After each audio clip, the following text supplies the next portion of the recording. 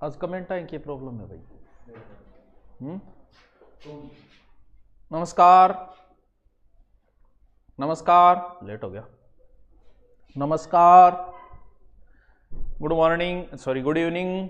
Class चली गया? चल जाएगी। क्लास नहीं चल रही है? चल जाएगी। ये हो क्लास कौन चली? चल जाएगी। Babita good evening, Shivraj Meena Ram Ram. Comment आओ चेक कर भाई। चालू करांगे, देखो तानी चल गई।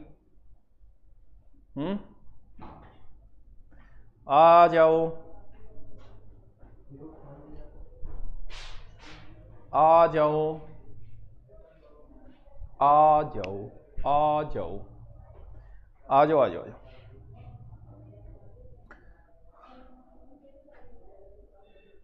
बताओ भी क्या हाल चाल है, किया हो सगड़ा।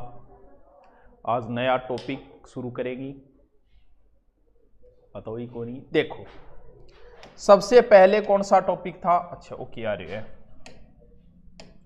सबसे पहले कौन सी सभ्यता थी? सिंधु घाटी सभ्यता।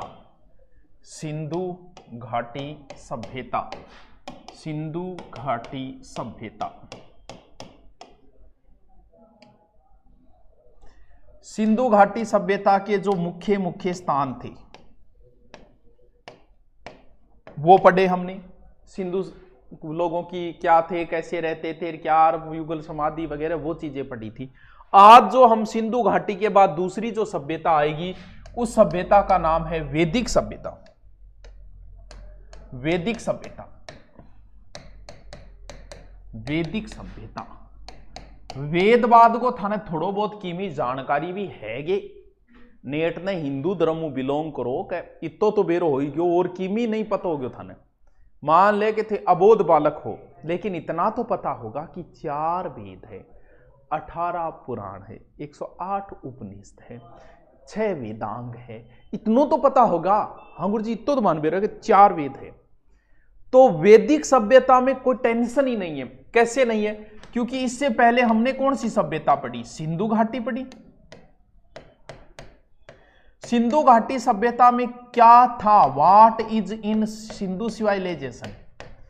हमने तथ्यों के आधार पे अंदाजा लगाया। तथ्य मतलब समझोगे? तथ्यों मतलब है कोई चीज मिली, जिया मान लो कोई युगल समाधि मिली तो आप कह दियो कि सागे दफना था।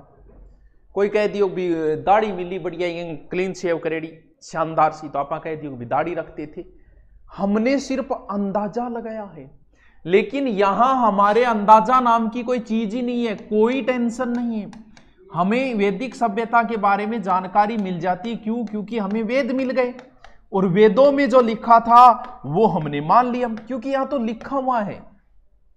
एक तो लिखित इतिहास है यहां का, क्योंकि हमें पूरी जानकारी है। वेदों में जो लिखा है वो ये है कि वेदों में जब यज्ञ करते थे तो पत्नी बराबर बैठती थी। बाकायदा लिखा हुआ है, तो इसमें सोचने की कहां जरूरत है? खुदाई बुदाई कुछ है ही नहीं। सीधा सीधा हमने पढ़ा कि वैदिक सभ्यता में ऐसा होता था, यज्ञ करते थे, यज्ञ में आहुति देते थे, सूर्य की उपासना करते थे, ये मंत्र हुआ करते थे, ऐसे लड़ाई करते थे, हथियार रखते थे, पिता की मानते थे। तो ये तो लिखा हुआ है। तो जब भाई लिखा हुआ है तो फिर टेंशन ही कहां है? यानी वैदिक सभ्यता का मतलब जो वेदों में लिखा है वो हमने सीधा सीधा पढ़ लिया। अब हम इस सभ्यता की बात करें, क्योंकि वेद का अर्थ क्या है? वेद का अर्थ ही ज्ञान है, यानी जहां ज्ञान की बात है वही तो वेद है। अब वेदों में जाति कौन सी, यानी क्या होता है? उस समय एक जाति थी आर्य। ऋग्वेद में आर्य शब्द का जिक्र 33 बार आया है। यानी उस समय कौन सी जाति का बाहुल्य था? आर्य जाति का। जैसे हरियाणा की बात करें तो हरियाणा के अंदर जाट ज्यादा है, तो लगभग वहां जैसे हमें और भी जातियां हैं, लेकिन कल्चर जो है ना, जो जाति ज्यादा होगी उसी की कल्चर चलने लग जाती है, बाकी लोग भी उसी कल्चर को अपना लेते हैं। तो हरियाणा के कल्चर को आप जाट कल्चर भी कह सकते हो। क्यों? क्योंकि जाट ज्यादा है। अब जैसे बात करें पंजाब की, पंजाब में ज्यादा क्या है? सिख है, तो आप पंजाबी कल्चर कह सकते हो, सिखों की कल्चर कह सकते हो, क्योंकि उस जाति का बाहुल्य ज्यादा है। तो आप इसे वैदिक सभ्यता कह सकते हो। उस समय आर्य थे। कभी रामायण देखी होगी, हे आर्य श्रेष्ठ। रामायण में ये शब्द बहुत मिलेंगे। क्यों? क्योंकि आर्य उस समय एक सबसे ज्यादा शब्द आर्य का प्रयोग, आर्य एक जाति मान लेते हैं हम उस समय। तो इस सभ्यता को आप आर्य सभ्यता भी तो कह सकते हो। बोले हाँ गुरु जी बिल्कुल। कैस का यानी आप सिंधु घाटी वैदिक वेदों में आर्य शब्द का ज्यादा जिक्र है, इसका मतलब हमने मान लिया कि आर्य जाति ज्यादा थी, इसलिए आप आर्यों की सभ्यता कह सकते हो। सर आर्य का अर्थ, अरे बेटा आर्य का अर्थ तो सर्वश्रेष्ठ होता है। हे आर्य पुरुष, जो सर्वश्रेष्ठ है वही तो आर्य। अरे बहुत इजी, एक ज्यादा माथापच्ची नहीं करनी है। इस कल्चर को हम एक व्यक्ति पे ध्यान रखेंगे, किसके? भगवान राम पे। भगवान राम आर्य थे। हे आर्य श्रेष्ठ, आपको रामायण के अंदर ये शब्द मिल जाएंगे। भगवान राम हमारे आर्य थे। भगवान राम की कल्चर ही आर्य कल्चर है। भगवान राम की सभ्यता ही वैदिक सभ्यता है। कैसे? भगवान राम के घर में किसकी चलती है? पिता की चलती है, दशरथ की चलती है। इसका मतलब है वो सभ्यता क्या है? ये सभ्यता पितृस्तात्मक है। जबकि इससे पहले वाली क्या थी? सर इससे पहले वाली तो मातृस्तात्मक थी। बिल्कुल, यहां पिता की चल रहा है, पिता का कहना मानते थे, पिता अपने पुत्र को बेच सकता था, यहां तक अधिकार थे वेदों के अंदर, यानी अपने पुत्र को बेच सकता है, पिता का पूर्णतः अधिकार होता है एक पुत्र के ऊपर। ये किस कल्चर में है? ये वैदिक कल्चर में। हम लोग क्या है? हमारी कल्चर कौन सी है? हम हिंदू धर्म की कल्चर, ये आर्य कल्चर है। हम लोग एक विवाह करते हैं, तो ये क्या है? ये तो वेद आर्य कल्चर ही तो है। यानी इस समय एकल विवाह ही होते थे। सर बहु विवाह नहीं किया था क्या? दशरथ ने तो 3 पत्नियां थी। अरे कुछ लोग आज भी रखते हैं, 2-3 रखते हैं, एक घरवाली एक बाहरवाली। कुछ लोग होते हैं, बड़े लोग होते हैं, वो गांव में तो न्यारी लुगाई रखेगा, शहर में रहे बट न्यारी रखेगा, गटी नाक रहे बट न्यारी रखेगा। वो एक अपवाद है। राम की कितनी पत्नी थी? सर राम की तो एक ही थी। एक बार ऐसी सिचुएशन आ गई थी भगवान राम के समय कि भगवान राम, सीता वन में चली गई थी, भगवान राम ने किसी प्रकार से सीता को निकाल दिया। उसके बाद में और भगवान राम को अश्वमेध यज्ञ करना था। अब अश्वमेध यज्ञ का जैसे ही सीता को सूचना मिली कि भगवान अश्वमेध यज्ञ कर रहे हैं, सीता टेंशन में आ गई।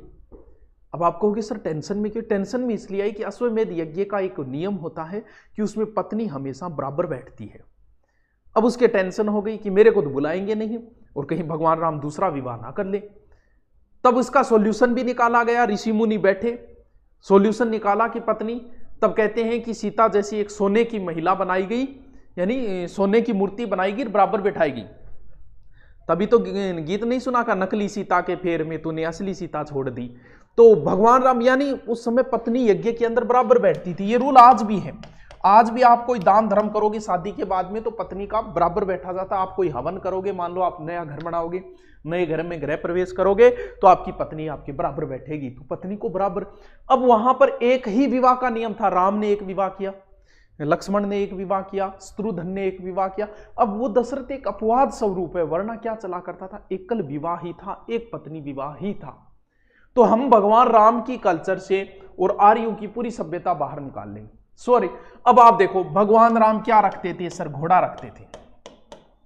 अब भाई हमारे राजा महाराजाओं को, हमारे जो राजा थे ना, हम जो पढ़ते हैं ना इतिहास में, वो सारे राजा आर्य कल्चर को मानते हैं। वो आर्य सभ्यता के लोग हैं, बस ये समझो।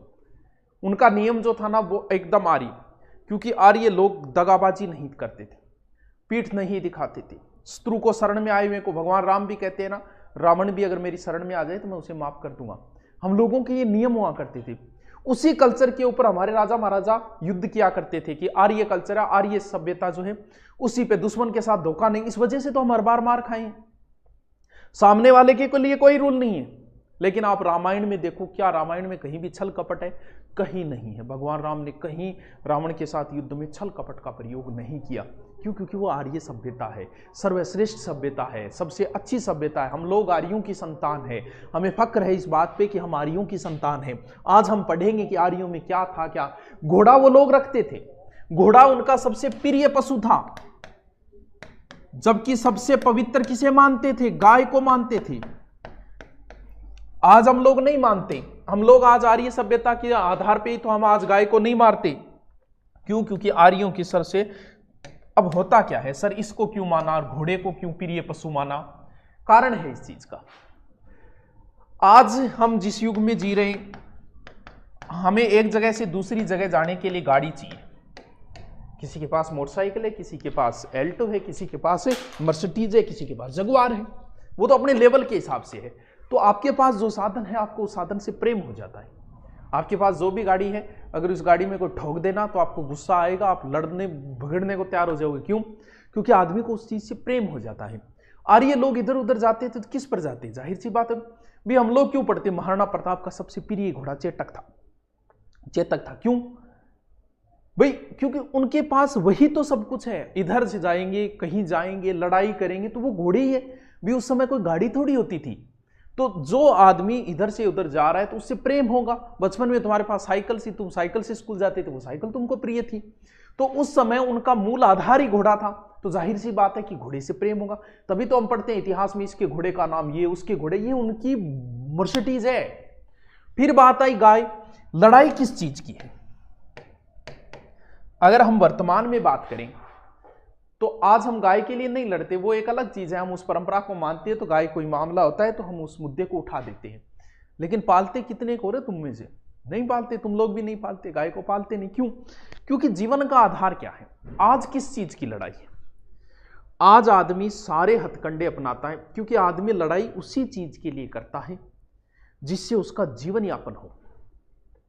आज हम लोग नौकरी के लिए लड़ते हैं। क्यों लड़ते हैं?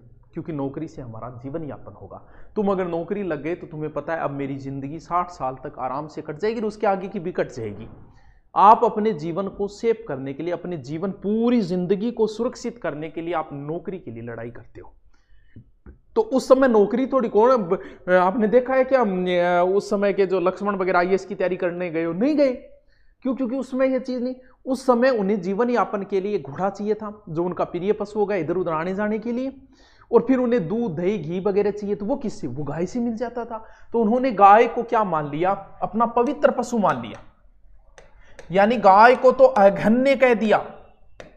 अघन्य का मतलब इसे किसी भी स्थिति में नहीं मारा जा सकता। किसी भी परिस्थिति में गाय को नहीं मारा जाएगा। तो इस हिसाब से उनकी जो चीजें उस समय जो उनकी चीजें थी वो चीजें उनकी पवित्र बनती गई, जिसे हम आर्य सभ्यता को मान के आज भी हम उन चीजों को फॉलो करते हैं। चलो ठीक है, वो बात अलग है कि गाय को हम नहीं पालते लेकिन गाय का सम्मान करते हैं, आदर करते हैं। मांस खाने वाला भी गाय का मांस नहीं खाए क्योंकि ये हमारी कल्चर से जुड़ी हुई चीज है।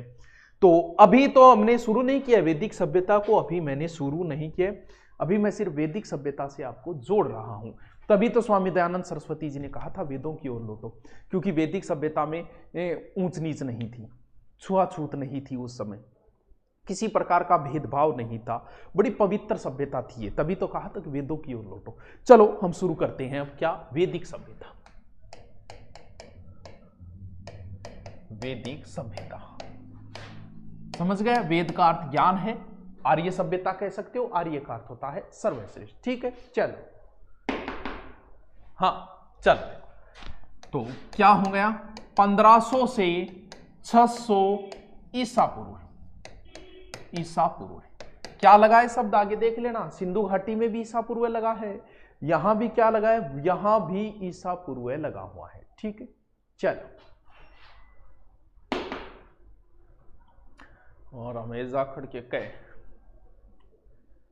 चलो हाँ अभी करते हैं। रुको रुको, 5:30 हो गए क्या? कोई बात नहीं, आराम से समझ में आना जरूरी है। ये चीज अगर समझ में आ गई तो आपकी इंटरेस्टिंग होती जाएगी, वरना फिर इन चीजों का कोई मतलब नहीं है। ठीक है, चलो देखो, वैदिक सभ्यता का समय कितना है?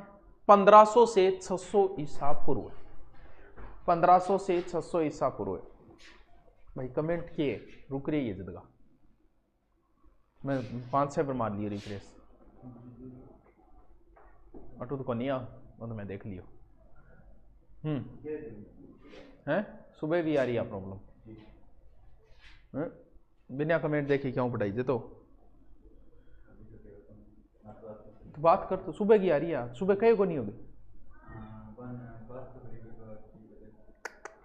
ये देखिए। चलो हाँ चलो देखो, वैदिक सभ्यता का समय है 1500 से। कितने वेद है सर? 4 वेद है। कौन कौन सा?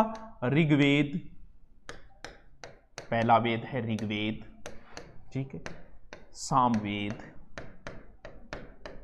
सामवेद, यजुर्वेद, चौथा है अथर्ववेद।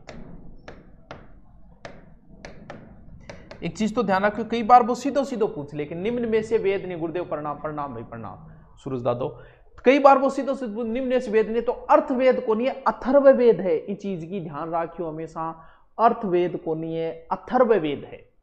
तो ऋग्वेद, यजुर्वेद, सामवेद, अथर्ववेद, 4 वेद है, हर कोई जाने, टाबर टाबरिंग को नाम जाने। अब देखो वैदिक सभ्यता कद्दू कब तक है? 1500-600 ईसा पूर्व।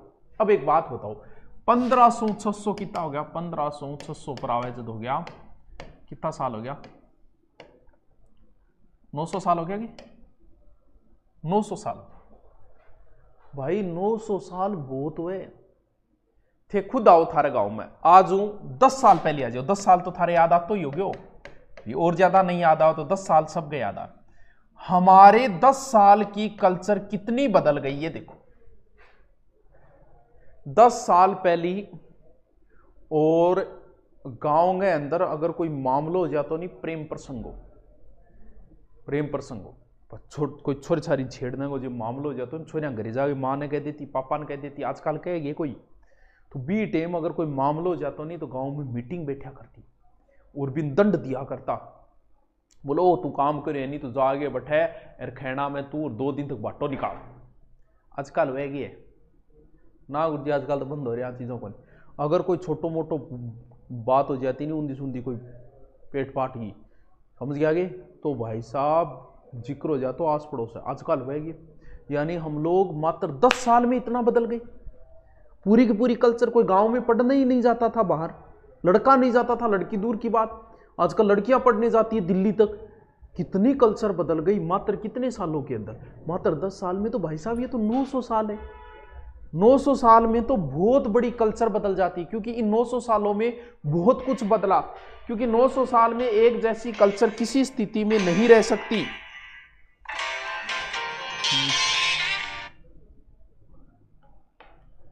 समझ गया ये? तो ये कल्चर ना अपन 2 पार्ट में बांटना पड़ा, क्योंकि बहुत लंबी कल्चर है, तो इसे मैं पूरे 2 पार्टों में बांट लेता हूं।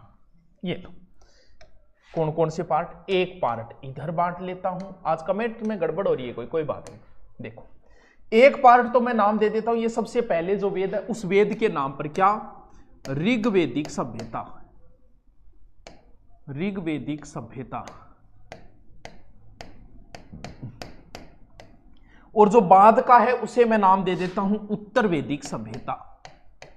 यानी ये कल्चर जो है वो यहां आते आते बदलेगी, क्योंकि 900 साल बहुत लंबा समय होता है। तो ये तो हो गया 1500 से 1000, और ये हो गया फिर 1000 से 600। देखो ईसा पूर्व लगेगा दोनों में।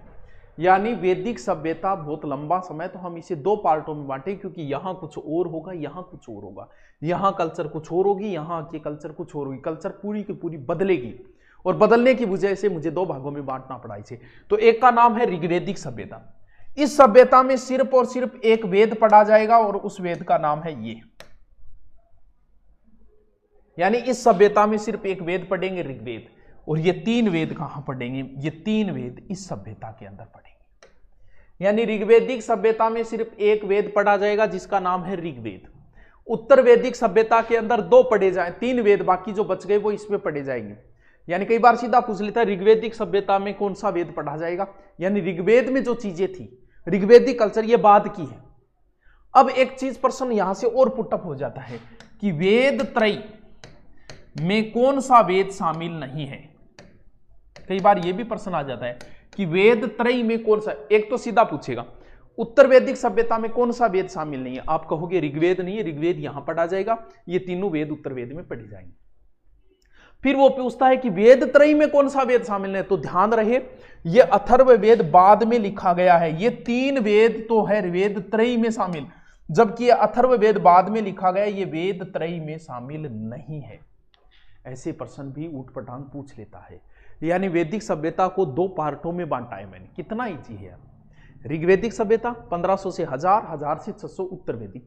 ऋग्वेदिक में सिर्फ एक वेद पढ़ा जाएगा, ऋग्वेद। उत्तर वैदिक में बाकी बचे 3 वेद। लेकिन अगर आपसे पूछ ले कि वेद त्रयी में कौन सा वेद शामिल नहीं, तो ध्यान रहे फिर उल्टा हो जाएगा। ये तीनों जो है वो तो वेद त्रयी में शामिल है, ये बाद में लिखा गया अथर्वा ऋषि द्वारा, तो ये वेद त्रयी में शामिल नहीं है। समझ गया आगे बात में, सब कुछ जान गया आगे।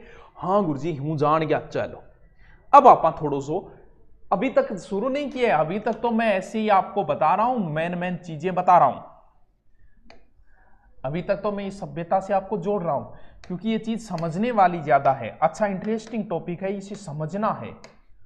ये सिंधुवासी यहां थे, बिल्कुल सर सिंधुवासी यहीं थे, इस क्षेत्र के अंदर सिंधुवासी थे।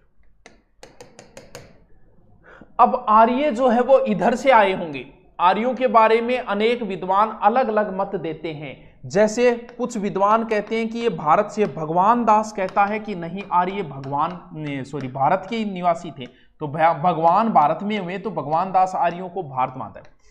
कुछ कहते हैं कि नहीं ये तिब्बत के निवासी थे। ये बात हमारे स्वामी दयानंद सरस्वती कहते हैं कि आर्य जो है वो तिब्बत निवासी थे। कुछ लोग कहते हैं कि ये सप्त सेंधो प्रदेश यही है, कि इसी क्षेत्र में आर्य थे। सर सप्त सेंधो प्रदेश कौन मानता है? अविनाश चंद्र। और एक बोलता है उत्तरी ध्रुव है, कौन बोलता है? तिलक ये कहते हैं कि नहीं आर्य उत्तरी ध्रुव से था। कैसे याद करें, चलो अभी बताता हूं मैं। और एक इतिहासकार है जर्मनी, जिसका नाम है पेनका कहता है कि नहीं ये जर्मनी से था। और एक कहता है मध्य एशिया, सभी को याद करना पड़ेगा आपको। मध्य एशिया मानता है मैक्स मूलर। देखो कैसे याद करोगे, मैक्स मूलर, मैं से मध्य एशिया, मैं से मैक्स मूलर कहता है कि आर्य मध्य एशिया से आए हुए थे। ठीक है गुरुजी याद रहे, जो मैं से मध्य एशिया। मैंने तिलक जो है वो ऊपर निकलता है, यहीं तो निकलता है तिलक, ये हमारे शरीर का उत्तरी भाग ऊपर उत्तरी होता है, तो उत्तरी ध्रुव कौन मानता है? तिलक जी जो है वो ये कहते हैं कि नहीं आर्य उत्तरी ध्रुव से है, क्योंकि वेदों के अंदर 6 महीने की रात और 6 महीने के दिन का जिक्र है। भाई उन्हें कैसे पता 6 महीने की दिन रात होती है? इसका मतलब कहीं ना कहीं वो उस क्षेत्र से आए हैं जब 6 महीने के दिन रहे होंगे, इसलिए वो कहते हैं कि उत्तरी ध्रुव है। हमारे सरस्वती जी कहते हैं तिब्बत निवासी थे। भगवान दा एक सरस्वती जी याद करें। पेनका कहता है कि जर्मनी से आए थे। वो इसलिए कहता है क्योंकि हिटलर अपने आप को आर्य मानता था, इसीलिए कहते हैं। सर सिलेबस कब तक जारी होगा? सर ग्राम से सिलेबस कब तक जारी होगा? ये पटवार वाला ही सिलेबस रहेगा लगभग, चिंता न करें। अटक रही है क्लास? ऐसी बात तो नहीं है, चलो कोई बात नहीं। तो ये तीनों नाम, चारों नाम आपको याद करने पड़ेंगे अगर आप डीपली तैयारी करना चाहते हो। अब हम करते हैं, मान लो आर्य यहां से आए, क्योंकि अफगानिस्तान की 4 नदियों का जिक्र है ऋग्वेद में, इसलिए हम कह लेते हैं कि इधर लास्ट स्थान मान लेते हैं अफगानिस्तान। सबसे पहले कहां आएंगे? इसी क्षेत्र में आएंगे। इधर कौन सी नदी है? सर ये तो नदी सिंधु है, बिल्कुल सिंधु है, ठीक है। और यहां महत्वपूर्ण नदी है सरस्वती, और इधर रह गई यमुना, ये गंगा है, ये यमुना है। चलो जिक्र करते हैं, देखो समझो इस चीज को, बहुत अच्छा इंटरेस्टिंग। आर्य इधर से आए, सिंधु नदी को पार किया और फिर सरस्वती नदी के पास में आके बस गए। यानी शुरुआत में आर्य इस क्षेत्र में आए, यानी पंजाब मान लेते हैं कि पंजाब के आसपास क्षेत्र में आके आर्य बस गए। अब एक प्रश्न बहुत इंटरेस्टिंग, बहुत शानदार प्रश्न बनता है, समझते जाओ बस आराम से, कि आर्यों की पवित्र नदी कौन सी है? आर्यों की पवित्र नदी कौन सी है और आर्यों की मुख्य नदी कौन सी है? 2 शानदार प्रश्न बनते हैं। देखो मान लो आप कोटा से हो, ठीक है, कोटा से हो आप, तो आपको यह कह दे कि भाई ये बताओ आपके लिए महत्वपूर्ण नदी कौन सी है, तो कोटा रखेगा भाई मारो काम चाले है चंबल नदियों, तो मारे लिए 100 क्यों चंबल, ये चाहे महत्वपूर्ण कह दो चाहे पवित्र कह दो। बोल गंगा, बोले यार गंगा गट्ठे, गंगा मारे क्या काम आई? तो गंगा भाई आप जहां रह रहे हो, आपका जीवन वापन वहां रहने वाली नदी से चल रहा है। अब एक चीज बताओ, आर्यों, कुछ लोग ये प्रश्न आएगा ना, आर्यों की पवित्र नदी, कुछ लोग गंगा करके आ जाए, क्यों? क्योंकि वो मानते हैं कि गंगा ही पवित्र। अरे तो बावड़ी त्रेड़, तो गंगा नदी तक कहां गंगा नदी है और कहां आर्य है? आर्य शुरुआत में पंजाब के आसपास फंसे, उन्हें पता ही नहीं था गंगा नदी है कि नहीं। उन्हें के तो सब कुछ सिंधु और सरस्वती नदी महत्वपूर्ण थी उनके लिए, तो क्योंकि उनका काम तो सरस्वती से चल रहा था। तो ध्यान रहे, आर्यों की महत्वपूर्ण नदी तो सिंधु है, लेकिन उनकी पवित्र नदी कौन सी है? सरस्वती है। क्यों? क्योंकि शुरुआत में आर्य इसी नदी के आसपास बसे, तो भैया उनका काम इस नदी से चला है, गंगा से नहीं चला। अब धीरे धीरे आर्य आगे बढ़ते गए तो लास्ट में कहां पहुंच गए? गंगा नदी, यहां यानी यमुना और गंगा तक। क्योंकि ऋग्वेद में गंगा का जिक्र एक बार है, यमुना का जिक्र 3 बार है। भाई उन्होंने गंगा का जिक्र एक बार किया है, पूरे ऋग्वेद में गंगा का एक बार जिक्र है। इसका मतलब आर्य लास्ट में कहां तक पहुंचे होंगे? यहां गंगा नदी तक पहुंचे होंगे, वो भी उत्तर वैदिक काल में। पहले तो इधर पंजाब के आसपास आके बसे थे, यानी आर्य पश्चिम में लास्ट अफगानिस्तान में थे, इधर लास्ट में बढ़ते बढ़ते गंगा नदी तक पहुंच गए होंगे। पढ़ा है राजस्थान का जीके? ऋग्वेद में राजस्थान के लिए किस शब्द का प्रयोग किया गया? ब्रह्मवर्त का। किया गया कि नहीं किया गया? इसका मतलब राजस्थान का जिक्र है ऋग्वेद में, तो इधर लास्ट में आर्य कहां तक आए थे? राजस्थान तक। आर्य एक चीज पिया करते थे जिसका नाम है सोमरस। क्या पीते थे? सोमरस। भी बोले दारू नहीं है, यानी कोई आदमी दारू कौन पिए? वो बियर पिए। बात एक ही है। बाबा रामदेव जो को पिलावे आपाने गौमूत्र, वो ये जो आपने गायांग नहीं करे, वो बढ़िया पैकिंग करके देते, चीज बाइए। बियर में भी वही मूत है और वही दारू के अंदर है। मूत्र मान लो, कोई बुरा ना मानी ओपिनियन, चीज बा एक ही है, लेकिन बिन बियर बोल दे और बिन दारू बोल दे, बात एक ही है। तो दारू वैसी सोमरस बोल दी, देवता सोमरस पीते थे, तो भाई बाई चीज है। सोमरस पी के आदमी टल्ली हो जाता, तो बात एक ही है। लेकिन आप पवित्र नाम ले लिया, सोमरस ले लिया, दारू नहीं लिया। तो ऋग्वेद में जिक्र हुआ है सोम का, हिमालय की मुंजवत चोटी से प्राप्त होता था। कहां से?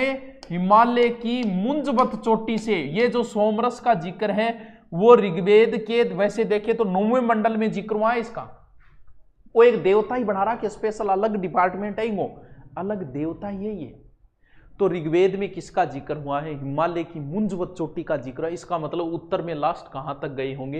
हिमालय तक। बात समझे क्या? यानी आर्य पश्चिम में 4 नदियों का जिक्र अफगानिस्तान तक थे, उत्तर में हिमालय की मुंजवत चोटी से थे, इधर गंगा तक थे, इधर राजस्थान, यानी इतने क्षेत्र के अंदर आर्य फैले हुए थे। था, थी, थू, थे, थई। समझ में आ गई की बात? आज कमेंट में गड़बड़ हो रही है, कोई चाल रहा को नहीं, कोई बात नहीं चाल रहा है तो चला देंगे, आग लगा देंगे। आज आश्रम की घोषणा करेंगे, गुरुकुल है नाम आश्रम में।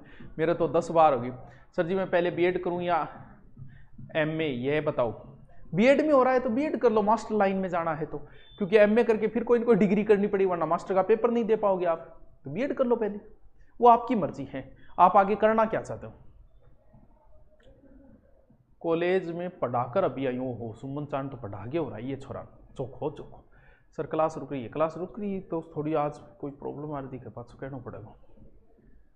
आज की बात हुई है। मनीषा नोटिफिकेशन कहाँ आते हैं बताओ भी मनीषा। तो टावरों की मी समझ में आयो कि मैं आज की बात बताई यार, कितना ईजी है वैदिक सभ्यता, तो बहुत ईजी। इसका प्रश्न तो गलत होना ही नहीं चाहिए भाई साहब किसी भी सूरत में। देखो मैंने आपको बताई सबसे पहले वैदिक सभ्यता, आज थोड़ी प्रॉब्लम है शायद, चलो थोड़ा ही पढ़ा देता हूं। कब से कब तक है? 1500 से 600 ईसा पूर्व। ठीक है, मैंने बताया कि वेद का अर्थ ज्ञान है, आर्य का अर्थ सर्वश्रेष्ठ। वैदिक सभ्यता को आप आर्य सभ्यता भी बोल सकते हो।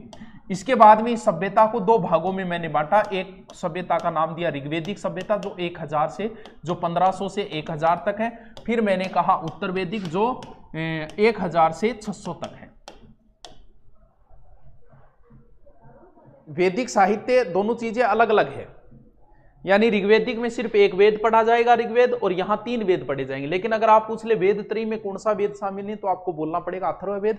अगर कह दे उत्तर वैदिक में कौन सा वेद शामिल नहीं, तो आपको बोलना पड़ेगा ऋग्वेद। दोनों चीजों में थोड़ा, क्योंकि इसमें सिर्फ एक ही वेद पढ़ा जाता है।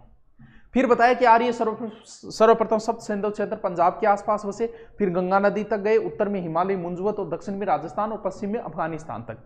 आर्य का सर्वश्रेष्ठ है, पिता की माना करते थे, पितृस्थात्मक सभ्यता है, घोड़ा उनका प्रिय था, गाय उनका पवित्र पक्षी था, उनकी पवित्र नदी सरस्वती थी, और गंगा का जिक्र 1 बार है ऋग्वेद में, यमुना का जिक्र 3 बार है, टाइप्स ऑफ 3 बार उनका जिक्र है।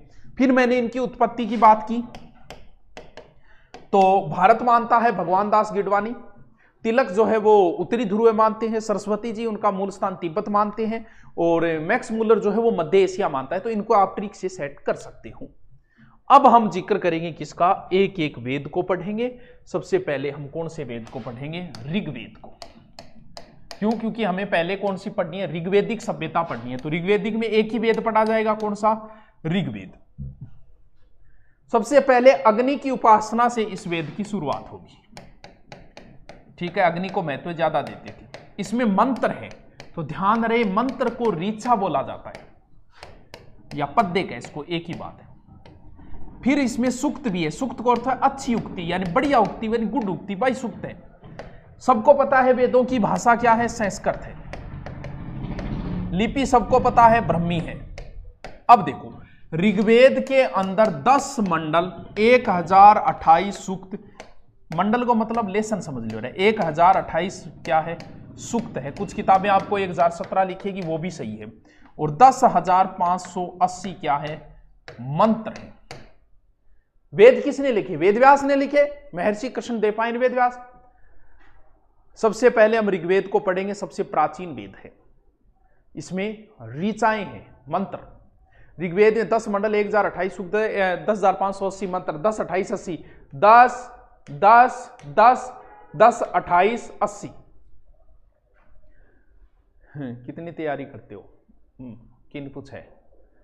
ऋग्वेद में 10 मंडल, 1028 सूक्त, 10,580 मंत्र। फिर हम एक एक मंडल को पढ़ेंगे। आज तो टाइम हो गया, मंडल नहीं पढ़ पाएंगे, तो मंडल भी कल पढ़ेंगे, लिखावट भी कल करेंगे। तो आप कहो तो मैं दोबारा रिपीट मार दूं, वरना वेद तो बहुत ईजी है भाई साहब। वेदों का तो आनंद ही अलग है। और ध्यान रहे, ऋचाओं को पढ़ने वाले पंडित को बोला जाता था होत्री। वेद कहां लिखा गया, सत्यसेन क्षेत्र में, जहां रहेंगे वहीं लिखेंगे। अरे कितनी इजी सभ्यता है यार। वैदिक सभ्यता 1500 से 600 ईसा पूरे 2 भागों में बांट दो इसको। ऐसे ही ऐसे दिमाग में चलनी चाहिए पूरी की पूरी कहानी। कहाँ से आए यार ये, इधर से आए, पहले अफगानिस्तान, फिर पंजाब में बसे, फिर गंगा नदी तक गए, उत्तर में हिमालय, दक्षिण में राजस्थान, फिर कहाँ से अलग अलग विद्वानों के, मैं से मध्य एशिया, मैक्स मुलर, तिलक ऊपर निकला, उत्तरी ध्रुव तिलक, सरस्वती जी तिब्बत मानते हैं, और भगवान दास भगवान भारत में हुए, वो आर्यों का मूल स्थान भारत मानते हैं। फिर हम सबसे पहले ऋग्वेद पढ़ेंगे। ऋग्वेद 10 मंडल, 1028 सूक्त, 10,580 मंत्र है, 10, 28, 80, 10, 28, 80। ऋचाओं का कहा जाता है, ऋचाओं को पढ़ने वाले को होत्री कहा जाता है। भाषा इसकी संस्कृत है, महर्षि कृष्णदेवराय वेदव्यास। और अब हम 10 मंडलों को एक एक करके मंडलों को पढ़ेंगे। हाँ क्या यार, कितना ईजी है। तो पढ़ते रहो, टेंशन लेने की कतई जरूरत नहीं है, बस रिपीट मारते रहना साथ साथ में। चलो 10 मंडल कल ही पढ़ेंगे, क्योंकि अभी 5-7 मिनट बचे हैं तो हो नहीं पाएगा। कल ही लिखेंगे, कल ही पढ़ेंगे। Okay, thank you.